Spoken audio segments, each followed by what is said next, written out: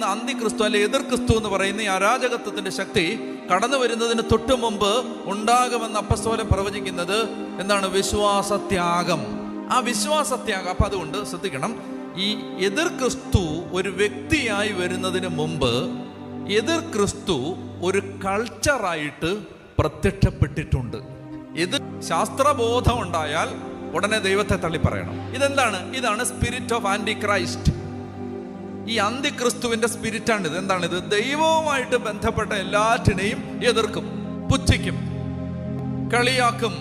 എന്നാൽ അതിനേക്കാൾ ബുദ്ധിയില്ലാത്ത, യുക്തിയില്ലാത്ത, വിഡ്ഢിത്വത്തിന്റെ ആവരണങ്ങളുള്ള കാര്യങ്ങൾ ചെയ്യുന്നതിന് ഒരു മടിയില്ല.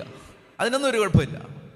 അവരൊക്കെ പ്രാർത്ഥിക്കുന്നത് നാണക്കേട്, കൈ പൊക്കുന്നത് നാണക്കേട്, മുട്ടുകുത്തുന്നത് നാണക്കേട്, ബൈബിൾ വായിക്കുന്നത് നാണക്കേട്, പരിശുദ്ധ കുർബാനയ്ക്ക് വരുന്നത് നാണക്കേട്, കുമ്പസാരിക്കുന്നത് നാണക്കേട്.